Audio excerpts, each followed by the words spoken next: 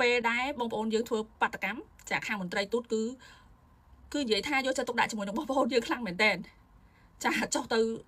bọc cát ha sao mà khi tam đồng bon chán chẳng từ chả ở lớn nơi pe để miên tóc đôi chị ở toàn miên khơi phốc có đôi chị sải chiếu tẹt tòng tầm nẹt tầm nón xua rọc ở khang bông pro nít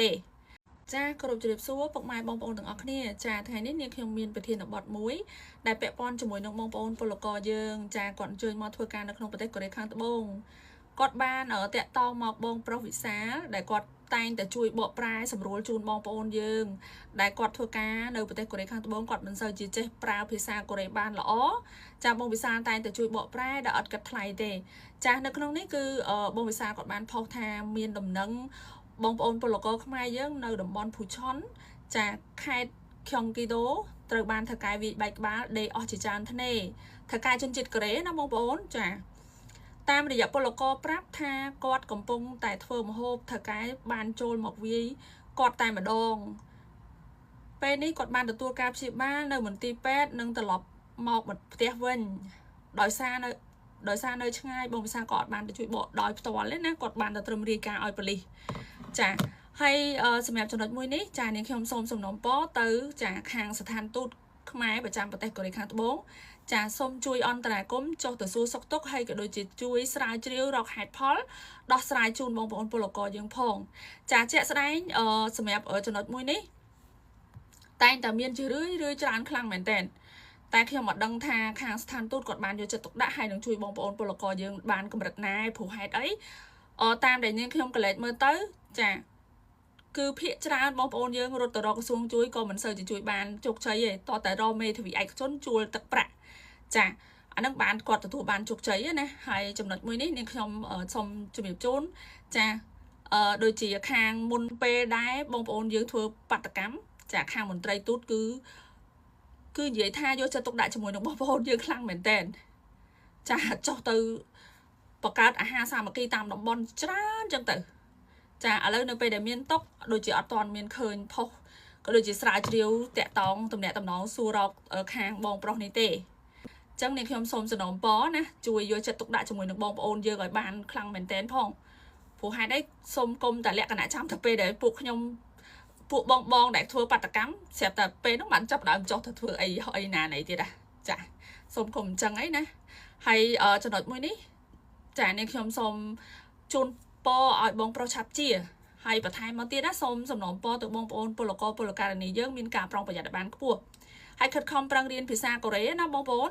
ចាបើសិនជាមានបងប្អូនណាគាត់ទៅតែមកថ្មីគាត់អត់ចេះប្រើភាសាកូរ៉េគាត់អាចតាក់ទងមកខ្ញុំបានខ្ញុំនឹងជួយបកប្រែជូនដោយឥតគិតថ្លៃប៉ុន្តែនាងខ្ញុំធ្វើការបកប្រែដែរចា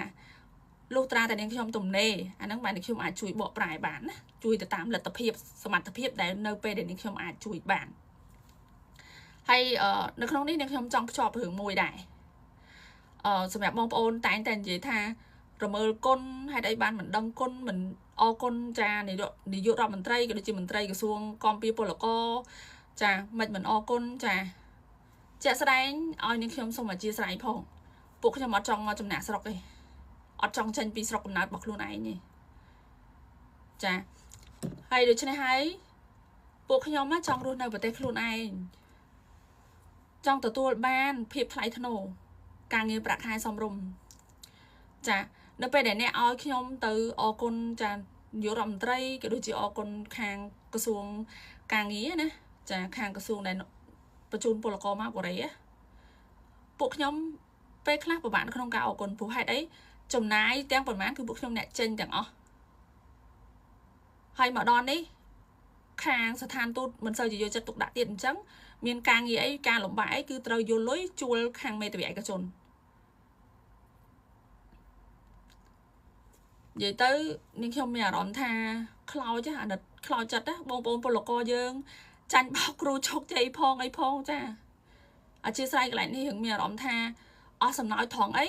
ពេលយើងធ្វើបាតកម្មគេថានឹងយើងនឹងលោភលន់ហើយគេចោទប្រកាន់ថាយើងនឹងអីគេធ្វើបាតកម្មនឹងចង់ឈោមុខយក$100ខាងអ្នកបងអ្នកធ្វើបាតកម្មហ្នឹងគេទា$100ចង់ឈួរជួលក្រោយគេយក$50នៅកូរ៉េគេចាយលុយដុល្លារគេចាយលុយវ៉ុនហើយអ្វីដែលសំខាន់ធ្វើបាតកម្មពេលដែលពួកខ្ញុំទាំងអស់គ្នាធ្វើបាតកម្មហើយ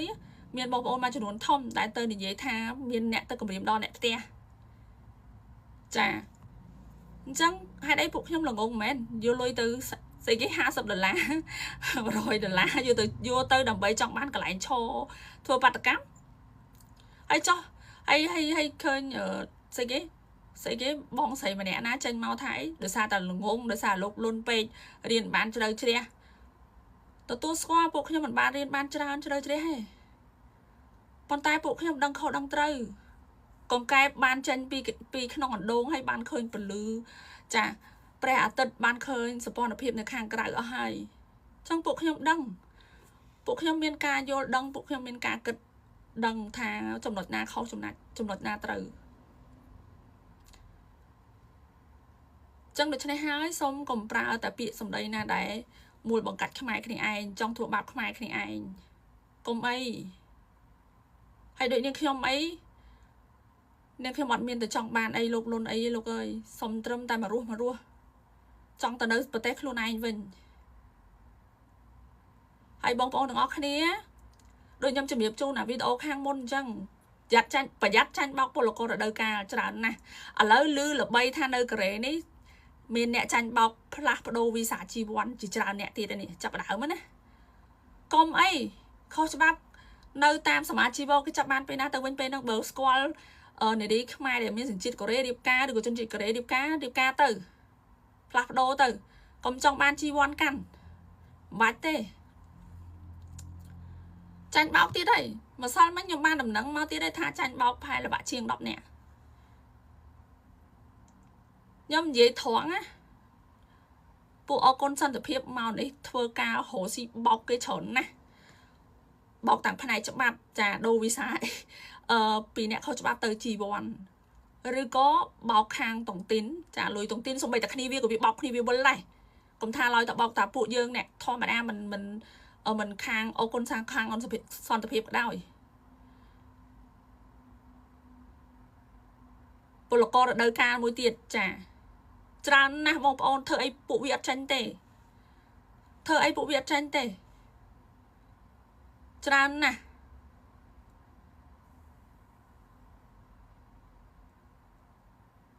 វាមិនត្រឹមតែមិនជួយហើយវាបឺតជញ្ជក់បឺតឈាមទៀតហើយសម្រាប់បងប្អូនដែលគាត់ហ្នឹងហើយរៀនជាមួយគ្រូជោគជ័យកាលមួយវគ្គមុនហើយក៏ដូចជាលក្ខណៈដូចថាយកលុយទៅទិញបរិយទិញអីឃើញចាញ់បោកគ្រប់សពបែបគ្រប់សារពើបងប្អូនកុំចង់បានរបស់ថោកកុំចង់បានរបស់ free បោះបង់គំនិតនឹងចោលផ្នត់គំនិតនឹងត្រូវបោះបង់ចោលឲ្យអស់សូមបោះបង់ចោលត្រូវគិតថានៅលើโลกនេះអត់មានរបស់ free ទេត្រូវគិតថាតើតែខំដោយកម្លាំងញើសឈាមខ្លួនឯងទៅទទួលបានផលជោគជ័យអរគុណជំរាបលាណាសូមថែរក្សាសុខភាពទាំងអស់គ្នាជូនពរឲ្យសុខសប្បាយខ្ញុំចាប់ផ្ដើមឈឺកទៀតនេះបងប្អូនបានសលេងងាយអរគុណច្រើនជំរាបលាសុខសប្បាយទាំងអស់គ្នា